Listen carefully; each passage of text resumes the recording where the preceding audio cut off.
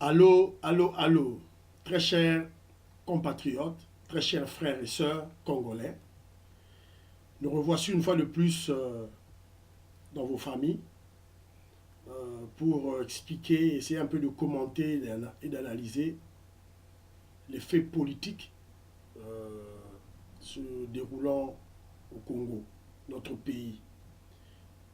Toye lisusu bomu mesano, eza ngai mei Kenjomu Kendi, membre simple de l'UDPS.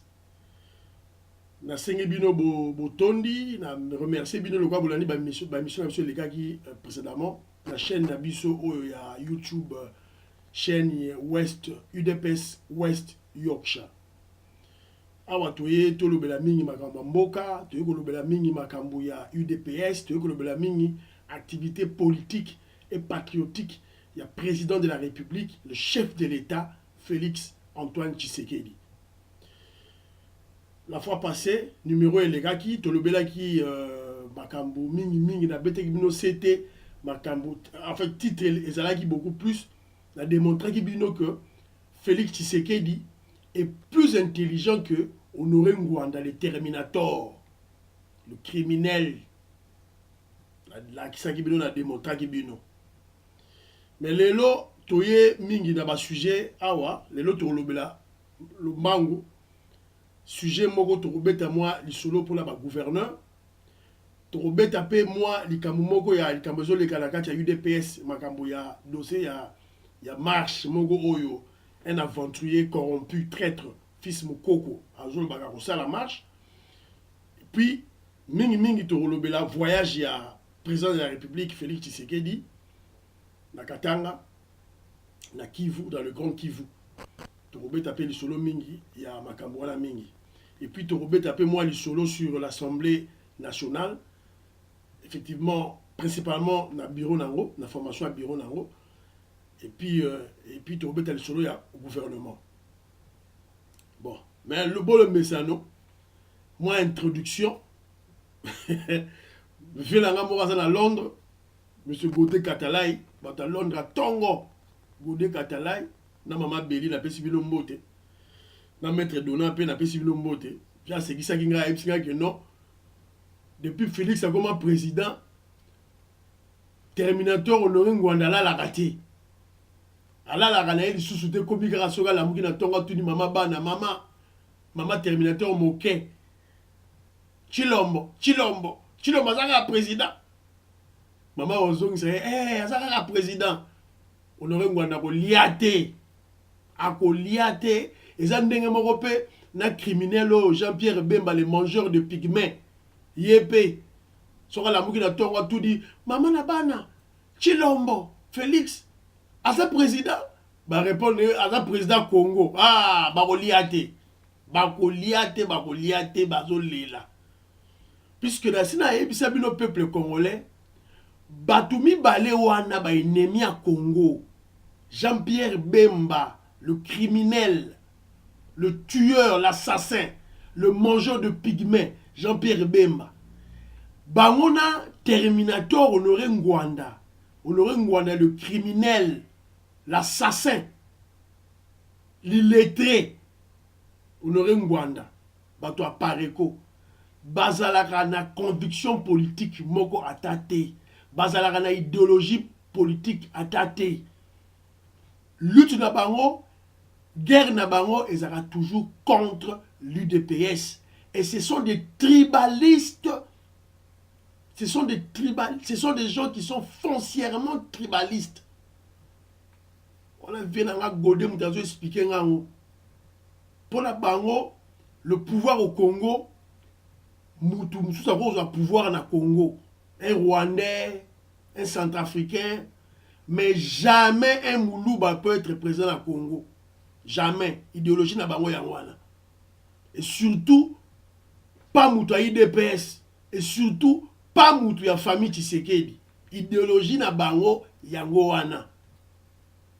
Mais les loyo, bango bakanisaki ke bango de basala kanza, bango de bakela Moutou mokili. Mais Moutou akila mokili za nzambe. Nzamba démontrer bango le contraire. Il y a pas plein de bango diabolique. au Bazaki contre le Congo. Le Congo mboka na biso ya kitoko na on Sabino. Bomoni oza bozomona ba commis le tribaliste est un dieu. Ils ont dit campagne tout ça là qui contre bato Lamuka, ba tribaliste ya Lamuka oyo basala qui campagne électorale na bango sur fond du tribalisme et de la haine contre le Muluba. Yangonde fonds de commerce na bango, propagande na bango basalaki mais ba longité. Congo eza moko t-shirt auto salaki yango pona campagne contre le tribalisme na Congo. Congo yango eza be moko mboka na biso. To bundela yango na mayele.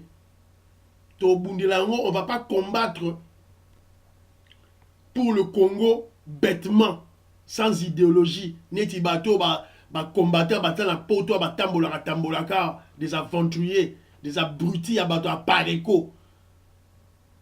Parce que dans Robeta Masolo, il y a occupation rwandaise au Congo. Rwanda a une capacité nini. Rwanda a une capacité nini militaire, financière, économique, technologique. Il y a quoi attaquer, envahir, peut occuper le Congo. Il faut être fou. Il faut avoir un problème dans Moutou. Quand le Rwanda a occupé le Congo. Ainsi, je expliqué bilan mingi, to rebête la bloca du solo mingi très souvent. Mais lelo tozo loba to moni awa tozo information Katumbi ba PC passeport. Katumbi le voleur, le pilleur Katumbi, Moïse Katumbi. L'italien Moïse Katumbi yowana ba Félix Tshisekedi a tindi les passeports. Lelo lisusu ato loba ba annuler condamnation na ye. Bolingi lisusu Félix Tshisekedi a prouvé bino nini qu'il y a rupture. A ça expliqué bino déjà que le changement est là. Le président Félix Tshisekedi a ça expliqué bino que non, le changement est là. Ce qui bozo mon angote c'est votre problème. Mais to pesi bino ba fait boyebi. Franck Dion azali banda. Dieu Mindongala azali banda. Moïse Katumbi va passer passeport. Les lots condamnation na ye. Ba nuit na ye na justice. Ezali annulé. Siko yo yebsanga siko soki Kabila. Le génocideur, pilleur rwandais. Soki ka yem dans président Tilelo. Vous allez rêver. Pour expliquer que pour libérer le Congo, il faut l'intelligence, la sagesse, la malignité et la patience. Félix Tshisekedi azoko réunit ba critères wana nyonso yangazo kumba mboka bomoni calme azalango.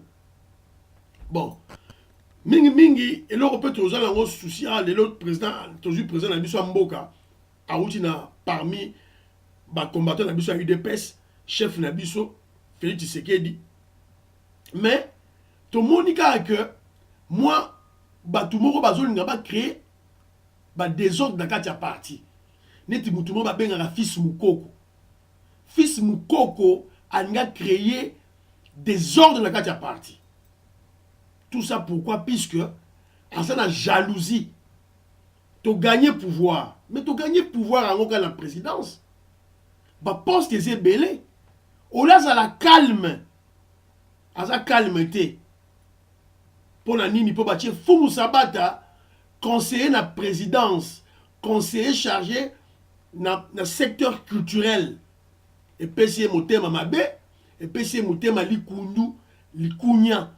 Et si koyo, ba ennemi na biso, oya tribaliste, ya Lamuka, oya dirigé na Keita Ndiang, alias Fayulu, tribaliste, le tribaliste.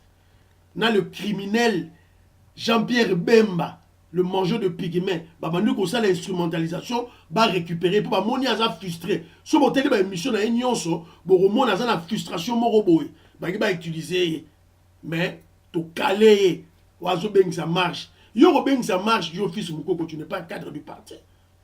Vous savez qu'un membre simple le roi ba biso, okoko beng ça marche té. Zonga na mulongo.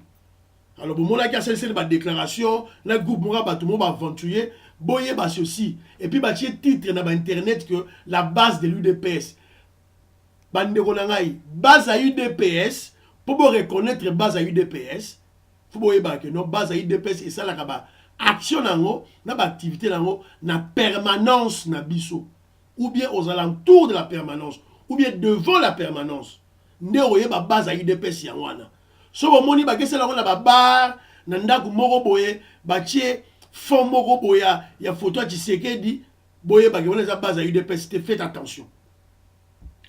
Ça c'est le premier dossier. Le deuxième dossier le deuxième dossier c'est le dossier du gouverneur. Bon, moniteur, poni ba gouverneur, biso eza surprise te. Kabila, ça qui biso jeu, nananga, ça li biso ba jeu, et ça surprise pour la biso te. Quand on basala qui ba pesa qui ba résultat ya ba député national, la député provincial, tout ce moment que ba oza la majorité, na parlement, na sénat, na assemblée nationale, pe na ba gouverneur. Et ça y a une surprise te. Mais bon monaki que na ba gouverneur nyonso ba gouverneur nyonso sur 26 provinces nyonso kaka na province ya Kasai je crois na Kasai oui na Mbujimai tant ba ponaki gouverneur Junes Maweja nde population sepelaki kaka kuna nde population sepeli ba gouverneur nyonso ba tikali population sepelité même maman Eve Bazaiba oyo kuna na chopo kuna na mboka na ye azuite aza mutu alamuka me bato alamuka bapréféré bavoter FCC bato ya Kabila tosi toyebisaki bino déjà bato alamuka na nyonso sont des kabilistes bafe yango oyo mpo moni biso ntango tolobaka toyaka na baévidence bazali bato ya Kabila donc ils ont reçu le mot d'ordre bon voter pour Kabila. Vous avez vu même l'aventurier le fou Mike Mukebai l'assemblée provinciale de Kinshasa, ils ont tous voté pour Ngobila, Gentini Ngobila, qui représente le FCC, un kabiliste. Donc, il faut comprendre que dans la Mouka, Azali Moutouya, FCC, les kabilistes déguisés. Alors, donc, il y en a des gens qui non, Bomoni, Maweja Jounes, il y a gouverneur, il y a Kasai, il y a population et CPLI. Communion entre population et gouverneur, tout le monde est en haut. Dans le monde, on peut appeler Simbote, le président de l'Assemblée provinciale, il y a Moujima et Kuna, M. Yves, la Simbote, la maître Christelle, la maître Judith, docteur Bijou, peut appeler Simbote, la musique docteur Bijou, je vais Mbote Nayo, pour soutenir, pour continuer toujours à soutenir chaîne Nabiso Oyo, Makasi. Alors, quand la volée, quand il y a un gouverneur, tout le monde peut mende na sankou ou peuple a lingi été. Mende, peuple a lingi yote. Ba tété là, ba lingi na yo yote. Ils ne veulent pas de toi. Au les gars, gouverneur pété. Ba boyi.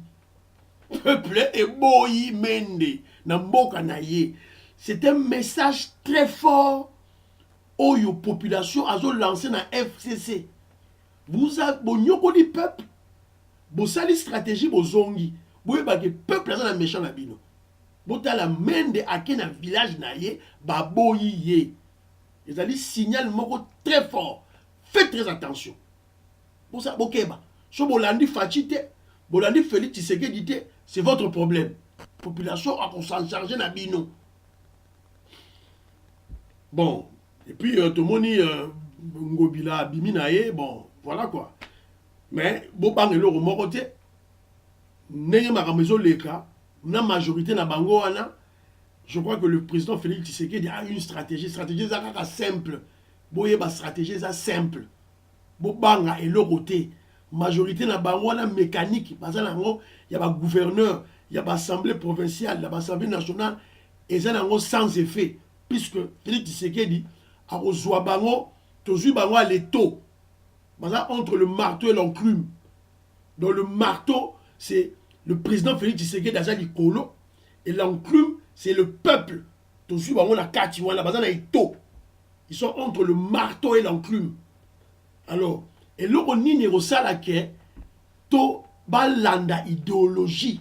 Ceux qui balandi te baza ba rosale carte malamoko. Donc, boba la majorité la bango la té, puisque le président Félix Tshisekedi a offert signer bango charte de bonne conduite. Et ça va ministre, ça va gouverneur avant de nommer bango charte de bonne conduite. Et deuxième élément, c'est la constitution. Constitution quand mon Kabila en 2006, après 2006, en fait, en 2006, il a promulgué la constitution en vigueur. Après 2006, il y a un Kabila qui a changé qui moi bilo on a la constitution pour payer plein pouvoir à comme un dictateur à vie. Mais malheureusement, avec l'intelligence et la malignité et la sagesse, il y a Guy Gabiso, Félix Tshisekedi, avec la diplomatie américaine, Félix Kabila à Libanda. Parce que tant que Libanda a qui tant à changer la constitution. Si vous avez disposition à la nyonso, et la disposition à la constitutionnelle le président de la République actuelle, qui est Félix Tshisekedi. Donc, ça, le roi Aneti, un monarque. Il y a un Kabila Salaki, mais simbité. Donc, à un pouvoir, il y a renommé, à un pouvoir, il y a révoqué le ministre et le gouverneur. Et d'ailleurs, même dans l'Assemblée nationale, pour bâtir gouvernement, pour tout ça, un système semi-présidentiel. Système semi-présidentiel, c'est la coalition parlementaire où ils allaient majoritaire n'est représentée Premier ministre. Mais Sikoyo est représenté par le président de la République, pour le président à nommer. Sikoyo, vous vous rappelez, Kabila Salagi Bisso, après le dialogue de la Senko, Oto Salaki, pour le Premier ministre, à Sengagi Bakombe Bele, il y a un zongelier. Mais si vous avez Félix a nommé Albert Yuma. Félix a nommé Albert Yuma. Pour Albert Yuma, Azali a nagé dans une malversation financière terrible, une escroquerie terrible, un blanchiment d'argent terrible. Albert Yuma, il y a personne à 4 il y a au Yiba, démanteler Jekamine, Jekamine, Katarola, comment je dirais, carré minier, il y a Miké, Tekango, dans la société fictive. Et c'est le roi net l'État congolais, à Tekilango là-bas, la société fictive, dans la primango, dans la prix à Lukuta, Karabango Moko Kabila, la famille naïe, na Moïse Katumbi, Baluki, la société, Tekango, ce qu'on a pris à bien. Ils se sont fait des milliards, des millions de dollars américains. Et d'ailleurs, la FMI, Madame Justine Lagarde l'a même dit même dit à Félix Tshisekedi, le président de la République, qu'il y aura l'audit qui va se faire. Quand on parle de l'audit, il y a Fonds monétaire international, la Banque mondiale, mais ils ont visé la Gécamine, Mino Bateka. Ils ont déjà les rapports, ne vous en faites pas. Donc, il y a Félix Tshisekedi, le président de la République, à Boy Albert Yuma, à tirer de côté. Bappé Sabiso Kombo Moussous. Voilà. Et donc, voilà quoi. Donc, volet gouvernement, c'est ça, toujours c'est là. Volet il y a Assemblée nationale, il y a bureau définitif. Toujours c'est là-bas, il y a bureau définitif. Déjà, biso na compte na biso à UDPS. UDPS na cash, na ba négociation, tout ça qui na ba biso à FCC, qui sont des Congolais, on doit le reconnaître. Malgré que ça une erreur. Il y a aucun kozongela kozwa sous pouvoir kozongisa na maboko il y a Kabila, un génocidaire, un Rwandais, un étranger. Donc, mais je crois que si va comprendre l'erreur là-bas. Donc Jean-Marc Aboun comme premier vice-président de l'Assemblée nationale. Président de l'Assemblée nationale, il y a une femme, il y a route à la FTC, Madame Mabunda, je crois. Comment on dit Mabunda. Donc, voilà, c'est une Congolaise, un Congolais. Donc, je crois qu'avec le temps, le président Félix et le peuple n'a pas message relancé bango je crois qu'ils vont comprendre pour FCC akata lien na ye na Kabila. Bakata. On n'en disconvient pas. Ils sont majoritaires. Mais autorité morale mususu. Ils peuvent chercher un autre chef. Attends, maman, on a Mabunda. Pourquoi tu es chef na FCC? Il faut qu'on ait forcément Kabila. Donc on doit aider nos frères de FCC de comprendre cette logique-là. Mais tu auras qui peut jeune abisso Thomas-Henri Lokondo, il n'est pas déposé une candidature en tant que président de l'Assemblée nationale, mais en tant qu'indépendant. Donc, posture politique, espérons que Azo Sala n'a solo. Espérons que M. Thomas Lokondo a Sala jeté. A Sala ya solo. Atika lien na Kabila. Il est du FCC. Aluka moyen kumba dynamique wana. Pourquoi pas Yebo Européen du Lokondo comme un chef na bango, pourquoi pas? Mais par ricochet déjà toka ki ba bruipé et akoki peko bima premier ministre Félix Ala n'est d'accord, le président Félix Ala problème n'a été. Donc ce gars bimi monsieur Lokondo bimi premier ministre, je crois que ça serait mieux de part et d'autre. Asa Mutumogo asa il est intelligent, il est instruit, et puis il a de l'expérience. Il est d'ailleurs plus intelligent. Asa Mutua sécurité. Mutua sécurité à GT. À l'équipe, on aurait un illettré, un mutué l'autre côté. Tanga na été. On les a vus dans des campus. Lesquels on a pas campus dans Louvanium, dans l'université de Lubumbashi. Bazalaki on a la sécurité à Noro na Mobutu. Babala tanga na bangote.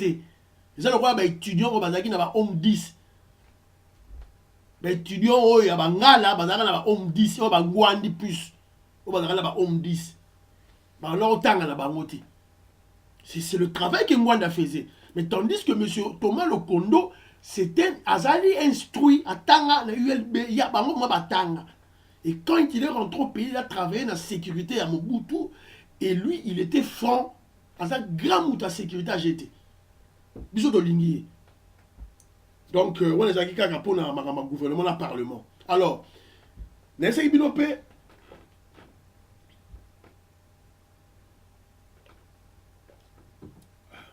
Sorry.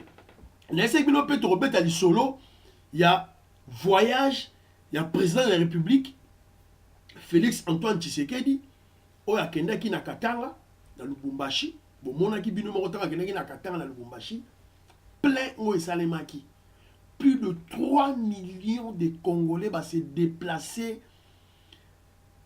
volontairement pour Yamba, président de la République. Donc, Tango, Martin Fayoulou, Keita Ndiang, les Sénégalais, les Camerounais sénégalais, azo tambola, azo bina na tribaliste muyibi munene muzito ndeko na ye, azo tambola na poto baba binaka. Bazo le bapé vérité des urnes. Ils ont même pas foi aux yeux de parler de vérité, de la vérité des urnes. La vérité des urnes s'appelle Félix Tshisekedi Tshilombo Antoine Fachi. Il y a une vérité des urnes. Pour mon acquis, démonstration.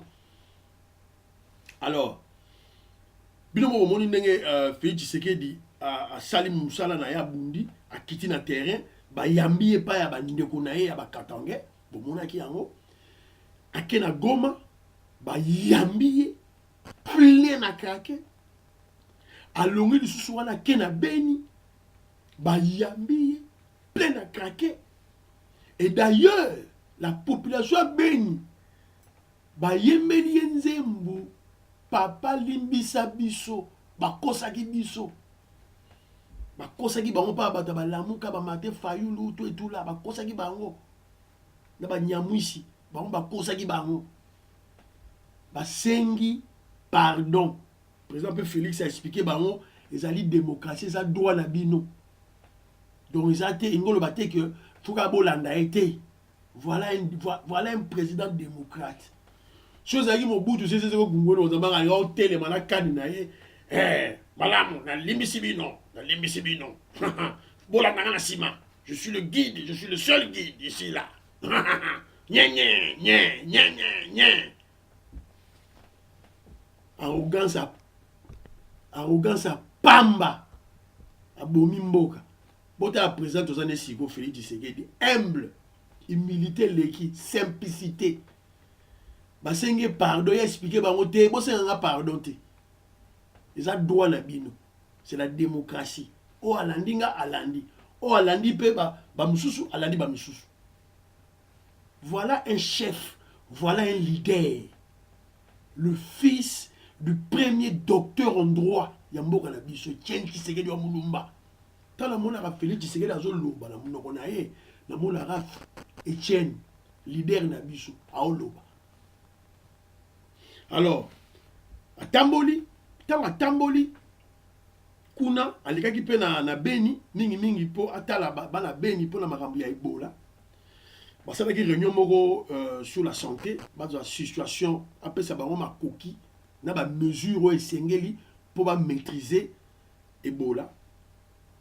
Basalaki yango mais akendaki beaucoup plus pour na situation sécuritaire na bandwana est ko banda nord tina sud bandwana ozo créer biso moka problème pour na ba minéraux ezakuna akendaki mingi pour nango esika ndina yoko mona ke Félix Tshisekedi aza vraiment un homme intelligent na démontrer bino sima bon monde par son voyage par ba déplacement salaki bon comprendre avant sa décision oyo démarche ni sali. Alors bon moni étant tamboli accueilli asali réunion à réunir gouvernement en place, à réunir généraux, à réunir commandants de l'armée de l'air, armée de terre, tout à réunir bango chef de la région militaire Kitiwana. Et puis na notable sali réunion sécuritaire. Décision oyo ya zui ya liboso. Donc il y a une chose tali analyse au monde que non, il y a une décision à Kinshasa. Il pouvait prendre cette décision à Kinshasa. C'est une décision qu'il avait déjà prise Badakala. Mais il pouvait bien annoncer cette décision à partir de Kinshasa. Mais il a préféré qu'on quitte sur terrain. C'est pour des raisons pédagogiques. Pédagogiques, morales. Pour le retien moral. Donc à quitter sur le terrain, à réunir Batou, décision Zouami. Décision Liboso, très importante pour garantir sécurité à l'Est. Batou ba koufarate. 8 millions de morts, femmes violées, et si là. C'est la présence des militaires dans des mines. Présence militaire dans des mines. Les hommes armés dans les mines. Bazawana, officiellement, c'est la sécurité dans les mines. Mais officieusement, ils ont bangonde moutou, c'est le trafic illicite, il y a des minéraux dans biso du Congo à l'extérieur. Ils ont des gamins par le Rwanda et l'Ouganda. Donc, vous comprenez que itinéraire na bango, plan na bango et outil libanda. Et qui dit na Congo. Alors, prétexte, c'est placer des hommes en uniforme, armés jusqu'aux dents, autour des mines. Comme tant autour na bango, non, tout ça, sécurité à mine. Puisqu'une mine est considérée comme une société, une entreprise. Alors, nous avons né, ils ont alibi, ils ont prétexte. Il y a un président Tshisekedi a eu une décision, il y a Liboso, suspension des détachements militaires autour des mines. Donc, soda na munduki a la sousou, na ba mine wana sousouté, fini terminé. Donc, ceux qui ont la sécurité na yo, ya mine na yo, Luka, toi sécurité, ya ba sécurité à civil, ba mamba, na jekamini ba benga ba blondo, Luka bango, na miba ba benga ba blondo, Luka bango. Et ça, sous question, sous-souté la boutiaba, ba soda armé, policier armé, plus jamais. Détachement militaire supprimé. Premier élément. Deuxième élément, roté militaire oyo, bazali na est, o oumela basala 10 ans, 15 ans, vanda wana. Faut relever bango, longwa. Lukela bango place mususu et remplacer bango. Rotation wana ça très important na armée. Pour soldat sera vandi place moko a mesani na civil, a mesani na masolezo le kana nde kope le kaka, nde insécurité vandi. Alors il faut roter bango. C'est une très bonne chose. Oh, le président Félix Tshisekedi Azoui, bien à l'est, sécurité au côté, au Koufé aussi là. Donc, Marambo, il y a 8 millions de morts, au Bazo Kosa Kosabino, occupation rwandaise au Congo, tout ça. Non, c'est quelque chose qui a été entretenu d'abord par nous les Congolais et les étrangers. Par nous les Congolais d'abord et les étrangers après. Donc, le premier responsable, c'est d'abord nous. Il y a le président Fachi à Katia Onyons. Donc félicitations le ngonya na yo na décision sur ya to moni kutu troupes armées groupe armé mususu si bandi déposer arme là-bas. En fait tourana o bazo sala insécurité à l'est là groupe wana ezaki no prétexte à Libye. Oh voilà réfugiés to kimi Rwanda to kimi Uganda tu vois rebelle to kimi to yekoto non c'est quoi désarmer bango. Alors le roi va désarmer bango. Paul Kagame le génocidaire a la source n'a prétexté pourtant to désarmer bango a la source n'a prétexté Kabila et Mobutu mutu ba armaki bango nezaki prétexte ce que Félix a y prétexte exacté. Alors avant la décision Oyo, là où j'ai trouvé le président Félix Tshisekedi très sage et très intelligent, abandi nanu ko banda ko kende nanu. Vous vous rappelez à Salaki nanu voyage na Uganda à côté de Museveni sûrement basolaki masolo si azongi mboka si makei ko kuta na lisusu na Kagame sûrement basoli masolo.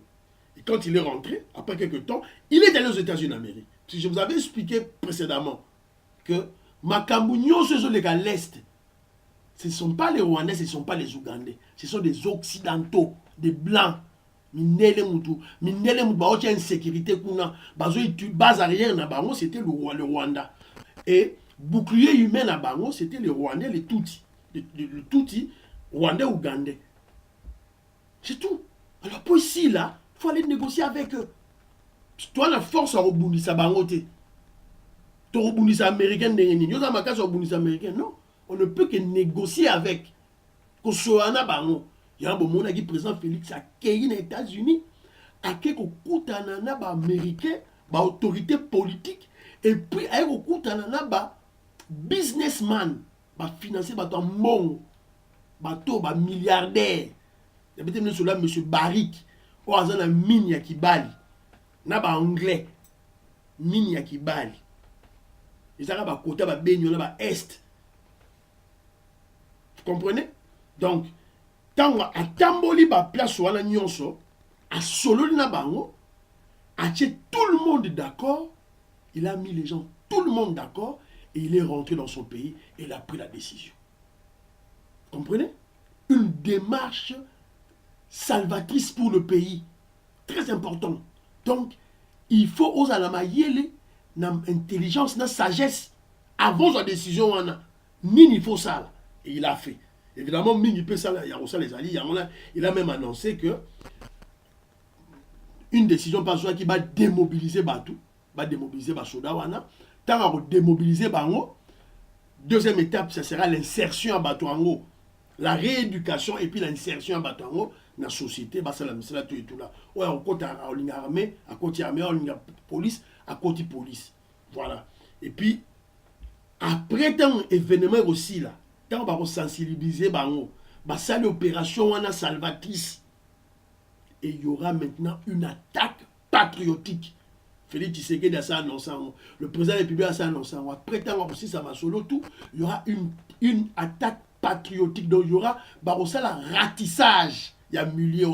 Donc, on va partir à Katanga. na est on a ratissage ba matiti na frontière na biso ba sokola l'armée donc oyo ba kokuta yo na arme na revolver na masasi beko bakangi yo et insécurité na est et aussi là malheureusement tant azalaki na est pirogue moko bateau moko ekweyaki na mai on a perdu 150 personnes donc président Félix Tshisekedi azalaki vraiment consterné et ça qui est passé mingi akitaki sur le lieu et pour assister ma famille na bateau na tout et tout là après ça peut ba ordre après ça ba directive à sika et d'ailleurs ba reconstruire ba port mususu dans lac Kivu toujours dans le cadre il y a programme d'urgence il y a 100 jours et d'ailleurs quand le président de la République est rentré à Kinshasa Lelo à Kenaki na Goma, en fait, c'était hier, le vendredi, il est allé à Boma, na Congo central, pour assurer un notable, à Talamaramba, Boma, tout et tout, et puis Bobi importance à Boma, porte d'entrée na Bisso, à partir de l'océan, tout et tout, à Kenarota, Masolo, Kuna, et d'ailleurs, dans le cadre toujours, il y a un programme à 100 jours, Basali, Baopsala, Nzela, entre Boma et Mwanda. Nzela wana basala yango yango lisusu.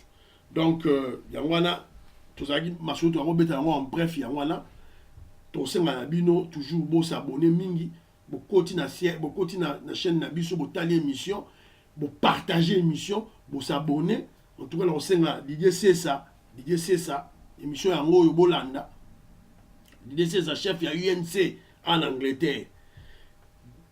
Ingénieur Bill Mukendi, ingénieur Andy Omolongo, Mbote Abinowana, Innocent, le grand témoin de Jéhovah, émission Yangoyo, Innocent, grand témoin de Jéhovah, émission Yangoyo, Bo Panza, Pasteur Colin, Bozo émission, Bo Panza Yango, Bo s'abonner nano, Flavie Mbingilai, na Manchester, Mbote Ayo, Ana Claude Mbing, Mbote, Jean-Pierre Mbikulu,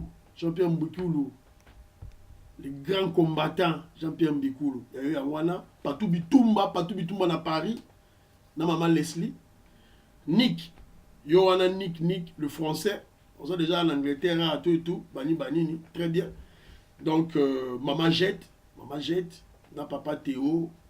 Mbote Abide Rwanda na Paris. Na papa Théo, maman Jette. Pour une émission, Bo Panza. Docteur Bijou, pour une émission Panzi. Docteur Kanko, c'est aux nos yeux, Miso Panzi, Biou, papa, nouveau papa Biou. Voilà. Donc, Tosukiwana, prochainement, tu rebelles à sous ma solo, belé. Vous allez toujours cocher Awa, vous soutenir toujours le président Félix Tshisekedi, na Moussala Zosala pour la Mboka, vous banga et l'autre côté, puisque ma solo est carré.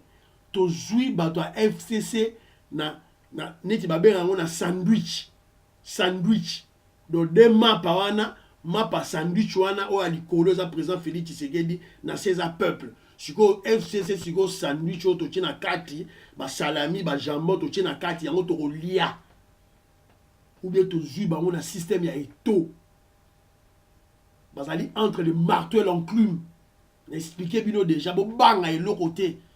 La situation est très bien contrôlée. Donc, nous avons l'apport de la Constitution, nous avons l'apport du peuple, et les membres ont signé charte de bonne conduite. Tant que vous signé, on va payer ça nommé. Soko yibi ou alibanda. Peuple à Hollande. Média à Hollande. Na monaki même nanzila oyo bazo sala ya Mwanda Boma na Mwanda. Bache programme, bache pancarte, boebi, mutazo sala misala, compagnie au sala musala, et on a combien de jours, babi on sala 60 jours. Donc, appropriez-vous ce projet. Bolande, le peuple Bolanda.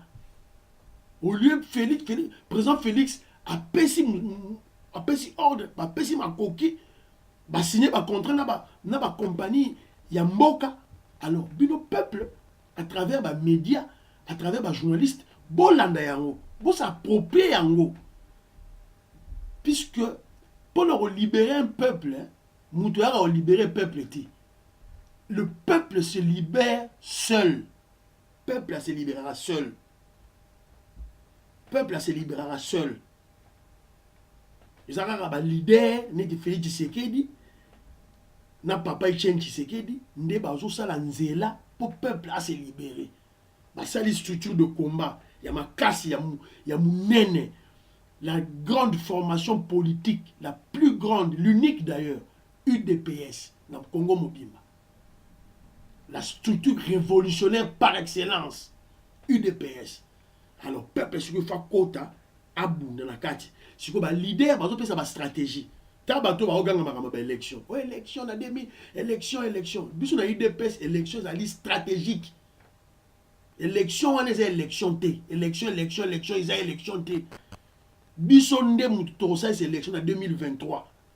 Les premières vraies élections se passeront en 2023 avec Félix Tshisekedi, président de la République. Na Senya Sika. D'ailleurs, Nanga, mission des aussi là, en novembre, je crois. Et à Néo. Donc, attendez-vous qu'on doit reformer la CENI. Donc, on reformer CENI, et puis il y aura des bonnes élections. Donc, bateau, bateau, au gang, élection, vous rêvez. Vous rêvez. Biso to une stratégie. Félix Tshisekedi a une stratégie na diplomatie bakisi. Boye ba que non élection o les gars qui oyoyo. Puisque dans la petite équipe du solo il y a rappelez-vous tant où Nang a publié ba résultat, il y avait 80 troupes américaines stationnées na Gabon. Donc soka Kabila chaka kaka Chadagi to Fayoulou. Bangabalia frappe. Donc voici ma PC baron ordre que non mettez Félix. Et d'ailleurs, il y a un coup de vie dans la Godé Katalai. Dans Londres, Tongo. Un grand Londonien a expliqué non. Avant les 80 troupes qui étaient dans Gabon, il y avait déjà des commandos armés déjà parce que côté qui l'ambassade déjà il y a États-Unis au Congo. Rappelez-vous, Bakangaki ambassade américaine pendant une semaine. Il y avait une menace terroriste dans Kinshasa. Fausseté, stratégie.